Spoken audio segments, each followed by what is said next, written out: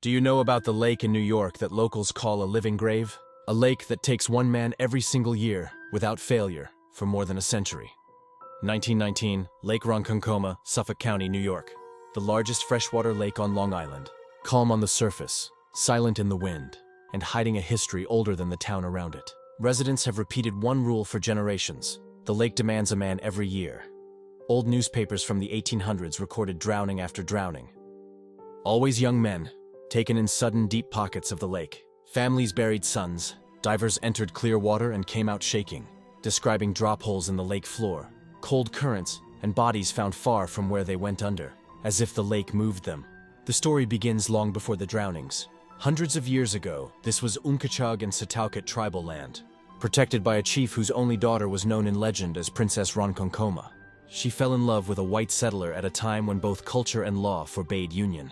They met in secret under the trees that still line the lake today. When her family threatened to destroy the man she loved, she chose the water instead of a forced life. The legend says she wrote letters on tree bark, floated them across the lake to reach him, and waited. When she lost hope, she tied stone weights to herself, walked into the center of the water, and vanished beneath the glass surface. The tribe buried the truth, but the legend remained. Locals believe her spirit became part of the lake, torn between love and rage. Soon after, the drownings began. In 1893, 3 young men died in one summer. In 1904, 2 brothers drowned within weeks.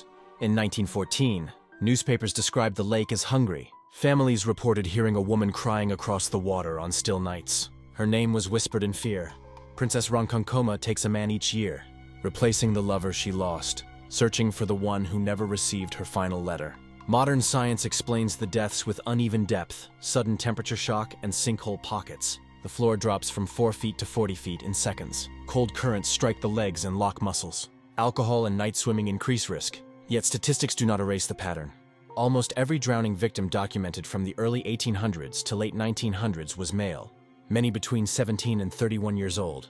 Local divers describe the lake as alive. They talk about pull from below and the way bodies refuse to surface until days later, sometimes appearing in parts of the lake untouched by their fall point. Search crews state the lake has strange drafts, pockets of icy water even in August sunlight. Old residents look at rescue reports and still shake their heads. They repeat the rule. They warn young men not to swim alone. People claim to see a woman standing waist deep in the lake under cloudy moonlight, wearing native dress, staring toward the shore. There are stories of footprints leading into the water with no return trail, reflections of a white figure without anyone standing there, and the sound of soft crying when fog rolls over the surface. Science gives numbers. Legend gives a name. The lake still gives one man to the water. If you ever stand at the edge of Lake Ronkonkoma at dusk, do not stare too long at the center of the dark circle. Some say she does not like when men watch her wait. Go find another spooky earth story. The next secret waits below the surface.